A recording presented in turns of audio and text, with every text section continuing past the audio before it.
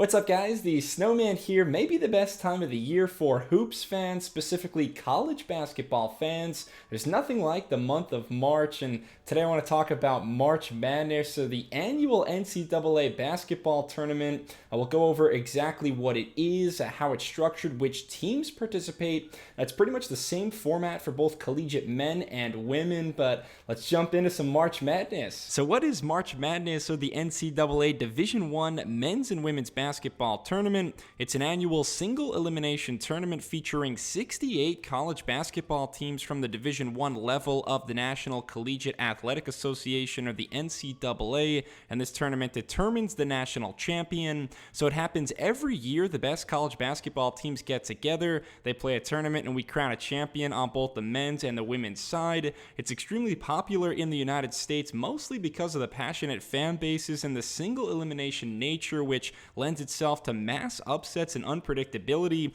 a little bit different than the best of 7 series nature of the NBA, but people love to fill out March Madness brackets and try to predict the winners. Schedule-wise, it's about 3 weeks long. The NCAA tournament takes place from around mid-March to the first few days of April. Team-wise, again, it's a 68-team tournament. That's been the number since 2011, but obviously there's more than 68 different colleges in the U.S., so it's a different group of 68 from year to year. In terms of the qualification, 32 of the 68 slots are determined by individual conference tournaments in the days leading up to the NCAAs.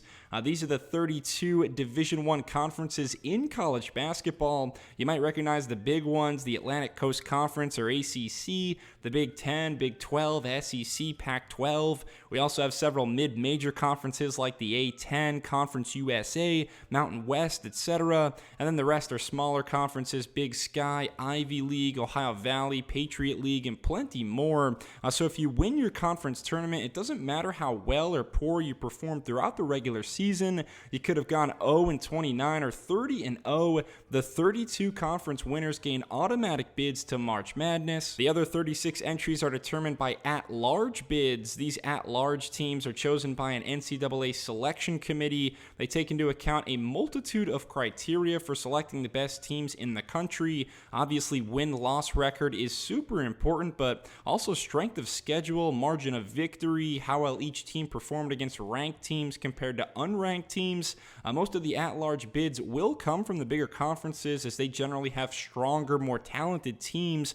But again, it all comes down to what the committee selects at the end of the day. The committee is comprised of conference commissioners and athletic directors, and all of their selections are announced in a nationally televised event dubbed Selection Sunday. That's the Sunday before the tournament begins. Now that we have our 68 teams and know where they come from, we can talk about the format of the NCAA tournament. The field is divided into 4 regions, with each region having at least 16 teams. The names of the regions do vary from year to year, but they're broadly geographically based, such as East, South, Midwest, and West. The selection committee then ranks the whole field from 1 to 68 to give each team a true seed, and then after that, the committee divides the teams amongst the 4 regions, giving each school a seed between number 1 and number 16. So for example, the top 4 ranked teams in the country, those would most likely be the teams ranked 1 through 4 in the true seeding. They would all be assigned a 1 seed and placed in one of the regions. The teams ranked 5 through 8 would roughly end up being our 4 2 seeds, and then so on and so forth. We do this until all 68 teams are seeded and placed into a region. Also, please note that all sites are neutral. Teams do not play games on their home floors. The only exception might be in the Final Four, as those locations are determined years in advance. However, most of the time the Final Four is played in much larger stadiums than most college basketball arenas. But let's take a look at the bracket. This is an example of the men's field from 2022. You can see we have the first four matchups listed at the top. Those are basically 4 play-in games for those winners to join the rest of the field. Typically, it's 2 16-seed matchups and then 2 games between teams seeded 11 through 14. Those games take place on the first Tuesday and Wednesday of the event.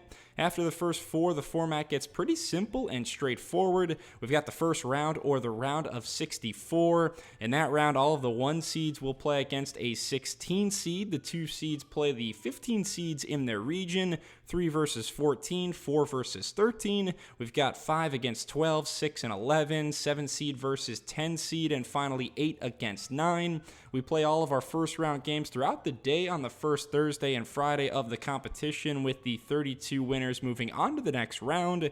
Then we have the second round, or the round of 32, where we continue this single elimination format with the winners advancing and the losers going home and ending their season. When there's 16 teams left, we call those the regional semifinals, or the Sweet 16. For this round, there is a change of venue to whatever the region's host city is. For example, in the West region in the top left, you can see the 1 seed Gonzaga played their first 2 rounds in Portland, but then in the round of 16 versus Arkansas, they matched up in San Francisco.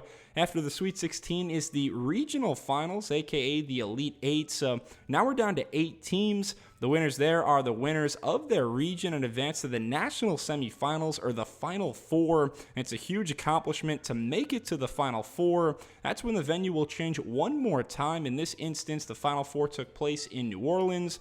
And then eventually the field gets whittled down to just 2 teams, and they meet in the national championship, one 40-minute game to determine a national champion and a place in college basketball immortality. Thanks a lot for watching my March Madness Explained video. That about covers everything regarding the format here. If you still have questions, though, please leave a comment, subscribe to the Snowman Sports Media for more basketball content, and give me a thumbs up, please, if you enjoyed it. Otherwise, I'll see you soon. Cheers.